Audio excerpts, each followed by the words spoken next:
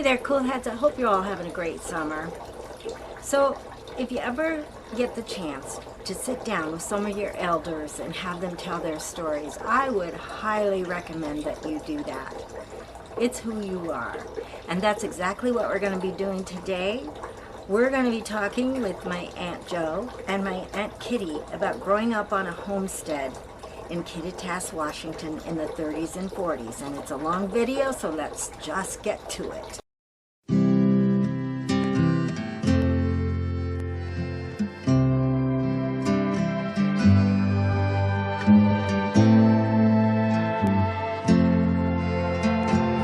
One thing I remember about Shorty, he would always get up and milk the cows before he went to school. And I can just remember him, we had a little little milk house there where he would, we separated the cream, and took it off and sold it. But he would get out there, and if he was running a little late, Mom should be out there trying to help him, and he'd run in that house, change his clothes so he didn't miss the school bus.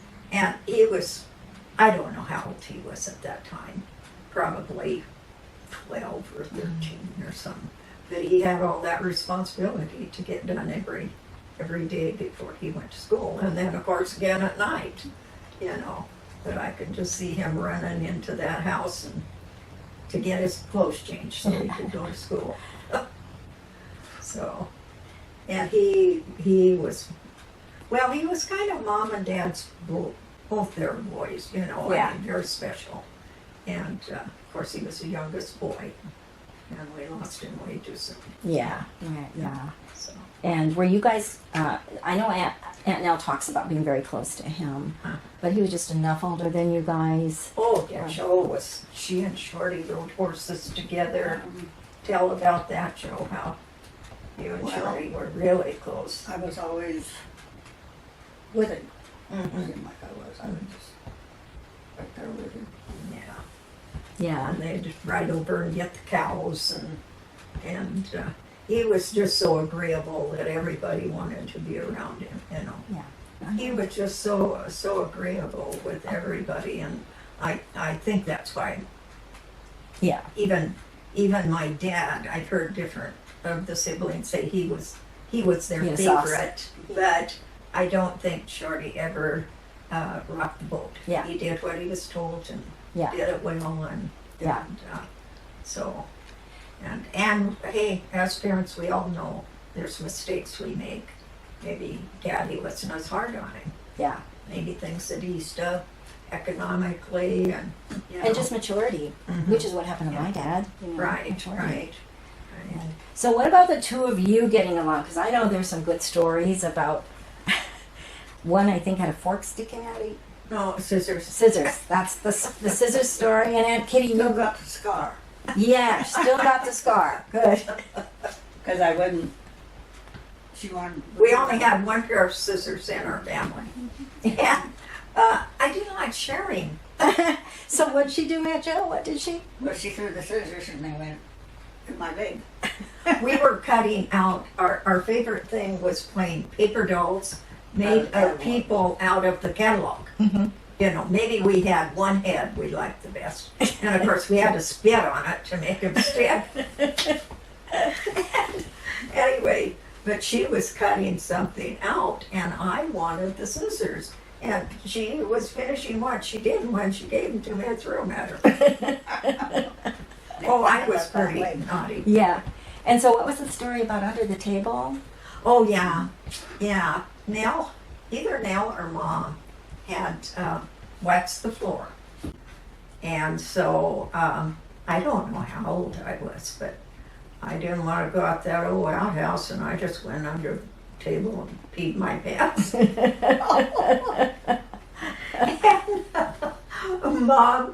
Mom came over there and got a hold of my arm and yanked me out of there. And Nell said, "Oh no, Mom, don't spank her, don't spank her." Oh dear. What do you remember? How was it for you both when like Aunt Sis left home? Was that when the Aunt Sis and Aunt Nell, do you have memories of? Yeah, but it wasn't as, see, they had been working for, They always worked out. Yeah. So For it wasn't. somebody else. yeah. It wasn't really that big a deal because they were already gone. Right, Basically. right. And Yeah. same way with the boys, they were, Yeah. your dad and Dee, they were off. Yeah. I don't know how old they were when they started working for Clerks. Yeah, I think it just, it didn't seem traumatic. And, Yeah. and probably even at a younger age than possibly 16 or something, they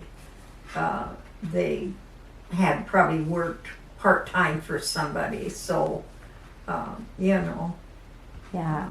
there wasn't anybody hanging around the house too much in the daytime, because the older girls were out working, and it was Joe and I, we were very close and always played together and had each other's back about everything. Of course, we didn't have a lot of secrets or anything. So And so, and Bernadine, I don't know, I can't remember too much about her. She didn't play with us that much. well, she didn't play well, from what I understand, Aunt Joe, because I know you have a story of what Bernadine. Well, she would go down to, if the kids that play ball or basketball or something, and she would say, well, don't go to the door because he might think that you're me and you're not going to go out with my boyfriend. And she told her one time how you weren't pretty enough to ever have a Yeah. boyfriend. Joe had boyfriends all the time. Yeah. Well, and she snagged, from what I've heard, is that the girls were all like, she snagged Ellis Hamby, so that was unbelievable. Right. So, She hasn't even lived here very long. And- yeah. But tell how you and Ellis met. Yes. I mean, because he was out of school before you started. And you had a blind date. Blind date. And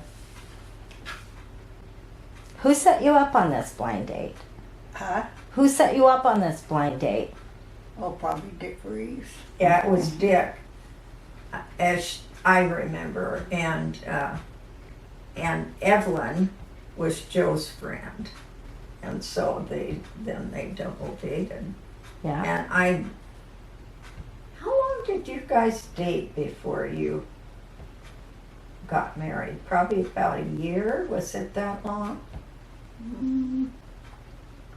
See, I finished high school and then I worked and then we got Yeah, married in December.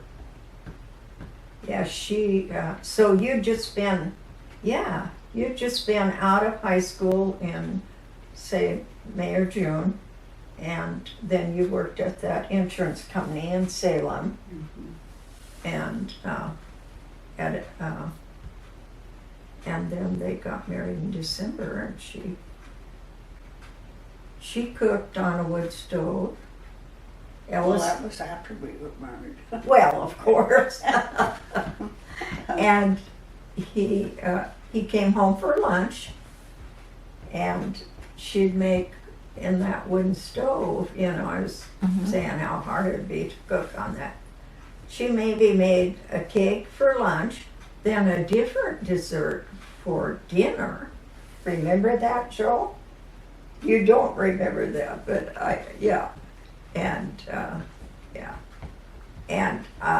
as Nancy tells the story, but is that Stella said it was every once in a while she'd get a call from Joe. In fact, fairly often saying, "How do you cook this?" or "How do you cook that?" Yeah, because Mom didn't have a phone. No, we never had a phone. So she could call, I think they had had a wall phone there at that house, didn't you? At Aunt Lou's house. Yeah. Kind of one of those. Yeah. Yeah. Right. So was it sparks right off the bat? When you and Uncle Alice, your first date, were you guys, what'd you think of him the first date? Thought he was kind of nerdy. Well, from what I understand, you were a little nerdy too. Yeah, I was. So, and had you, on Kittitas, I remember you saying something, did you have a crush on Raymond Clark? Not a crush. He was just a pal. He's just a pop. Well, So, he was like my brother coming over. oh, But I'd okay. get up and I'd go out and I'd look at out our big old windows to Yeah. see if, and here Raymond would be, he'd come over to Mom's. I don't know whether Vina didn't cook or what. Oh, he just came to play and stayed Yeah. all day. Yeah. And talk about how you show up on the horse. Yeah, he would. An old With cat. Yeah, yeah. He would be laying over The horses. bareback over that horse with his arms hanging down like this. And yeah, we were pretty happy when we saw him come. Yeah. And I think probably my dad said, "Did that kid come back here today? Did the kids get their chores done?" Yeah. Yeah, I bet. What were your chores? Did you guys had the short loaded Oh, definitely. chores compared Yeah. to the older ones, but Yeah, but we fed the chickens, and we didn't have to clean out Chicken coop. the coops like Aunt Nell Yeah. did. You heard her story on that. No. didn't you? Okay, Aunt Nell gosh. said, and she told that in front of Jackson one day, and he just cracked up. And she said, "Yeah, we had to clean that darn chicken coop before we went to school. And of course, we only had one pair of shoes. And so she said, I was always worried that I smelled like that chicken shit." And Jackson just cracked up. oh my goodness. But and then we fed the chickens, cleaned up, and gathered the eggs. And just housekeeping. You were taught to keep house from tiny, I would imagine. I don't know. I mean, you were used to having things very clean and orderly. Oh, yeah, our for home sure. was very clean. Yeah. And let's see, then for outside chores, we'd go get the cows Uh-huh. and bring them. Once you got them going, they'd go right back to the barn, Yeah. so they could be milked. And Yeah. the ditch rider used to come. And I'd be sitting on the old bridge, and I never had any clothes on. Yeah, both of us were sitting there naked. All of a sudden, we looked up, and here's this guy. We were scared to death of water, but we jumped in there. Right. But anyway, in the summertime, we were bathing in an old round barrel. I bathed in that same thing. Yeah. And anyway, I remember Dad said to Mom, "Let's get the soap and some towels and let's go over." And we bathed in the irrigation ditch. And, I think that was probably one of the times my dad relaxed enough to enjoy. Yeah. He wasn't a person to do things with the families. kids, yeah. With the family. Well, once again, don't you think there were a lot of dads like that back Oh, then? totally. That was pretty much everybody Totally, else's yeah. father was like that too. Mhm, Because But so tell about how you met Uncle Don. I met Uncle Don. Oh, at the drive-in. Yeah, at his brother's drive-in. And he had just come home from the service. And he was working for his brother. And he... In Madras, right? in Madras, yeah. I don't know that. It's probably not a drive-in still there. But anyway, he kind of liked me a lot, I'll tell you. And I'd been to school a year at Oregon State. And then I got the job in the summertime because I'd worked the year previous before I'd gone. And yeah, he was about to let me go. So how many times did he propose and how many times did you say? Well, I was so shocked the first time. He didn't ever really propose to me. He just gave me the ring. And I just thought, oh my gosh, what am I gonna do? What are my folks gonna say? And I kept it on, and then I thought, oh my God.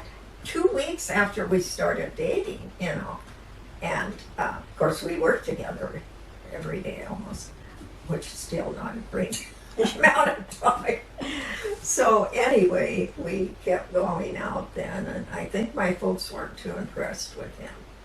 And so anyway, or was anybody else in the family as far as that goes. And so anyway, then one night I just told him, I want to go back to school. I'm not ready to get married. And so I gave him back the ring. And he just was so mad. He threw it in the back seat. And I thought, oh my gosh, he's making payments on that ring. He lost that ring. So anyway, he found it. And he kept it and gave it to me later, and I kept it. And he proved everybody wrong, did he not? Right. You turned out to be a pretty good guy. Right. So, Miss him every day. yeah, Miss him every day. because you two are, above everyone I know, I think you guys have probably been the happiest married people ever. Actually, I think we did have better marriages than Most the people. other siblings as Yeah. far as that goes. And sis, you don't have a really big sense because of the big age difference of sis at home. Oh, she was always really, our family just worked together. I mean, I think she and Nell, they really helped Mom take Yeah. care of we younger kids. And, oh yeah, we thought an awful lot of her. Yeah. And Nell as well. And Nell was very much a homebody. And then she decided she'd go to Tacoma, live with Sis and Pete, and then she went. She was going to go to beauty school, first, and then she decided against that, and then she enrolled in what do they call it? Business college, and so, but she had not finished that quite, but she was working before when she met Bob Jones. Yeah. And who we haven't talked about is Uncle B. Uncle B was quiet, very quiet. And I don't have a lot of memories of him. He was working. all Yes, the time, see, wasn't he? the girls were home more because, they boarded at Clerves. Yeah. So, The boys did? oh yeah, Oh, they lived there. oh yeah. Yeah. And see, they On had, the sheet. On the sheet. Yeah. at Clerves. Yeah. And B was only 16 when they sent him out in the hills. And he was camp cook. Mm-hmm. He wasn't herding. There was a herder, and he was camp cook. I don't know if it was just the two of them. Of course, they had the dogs. But B would go, they were out in these remote areas, but he still had to go in to pick up supplies. And he related this story to me about how one time he came back, and it was dark and stuff. It took a while to ride the horse in, and there was a bear in the tent. He told me that, Joe. And he said, and he didn't have his gun handy or anything, but somehow he got that bear out of there. And Jackson he was a little boy, and he was listening to that, and he said to me, Grandma, I think Uncle B was kind of exaggerating and telling the story. I said, No, I don't Jackson, think so. your Uncle B does not tell stories. No, that really happened. And from what I understand, after that moment in time, my dad liked to hide in the trees and act like a bear just to scare the living daylights out of him because I've heard. Well, I know there's one story about my dad. and Uncle B was down by the creek. This is something my dad told me. He was down by getting the water. They were getting the water, and he did that. He hid in the trees, and you could watch Uncle B just kind of looking around for what's out there, and then roared at him. And, Right, right. So anyway, but so And one time, your dad took out sheep again, and when he got home, he had a great big kind of abscess. Do you remember that, Oh. Joe? Under his arm. And what it was, whether it was an ingrown hair, I mean, if you- yeah, whatever. right. And it was, we never went to the doctor. Never went to the doctor. And he had that, and it was just killing him, And my dad was really mad. He said, yeah, they shouldn't have let that kid stay out there. I don't know if somebody came and checked on him, but he wasn't that old. Yeah. And so they had an awful lot of responsibility. Yeah, they did. They did. And wasn't Because Daddy was off visiting with the neighbors half the time. now, see, I've heard conflicting things about that. Grandma told me a story one time he didn't come home for 2 days. He went to visit a neighbor and didn't come home for 2 days, and she was really upset about that. Oh, I can't believe that. Yeah. But he But did. you'd have to walk. They lived a ways away, so he walked. She's telling me it might have been in Idaho or something because they had a car by the time they got to Kittitas. Oh, well, you didn't use that car ever. You walked all Oh, over that farm. Okay. Well, he Yeah. walked, and it was 5 miles away, and he walked over there and didn't come home for 2 days. I don't know who he was visiting, but I don't either. I remember But he that. would, in the morning, he was a person, our dad was just a person who was better suited to work for somebody else than for himself. That's my own assumption. Oh, I think that's true. It's probably fair. And, but he would, he'd go out to work, whether it was irrigating or whatever. He might find Wes Clark over there. He'd go and he'd stop and talk to him for hours, which I imagine it was kind of stressful for Wes. And he'd be all behind, not get his work done, and be Well, mad because, those cows need to be milked, and those kids got those cows milked, and, well, it was him. Yeah. But he was a good worker. Mhm. And, and all of us like to talk. Yeah. I mean, I can't, but I mean, it was just Yeah. his way.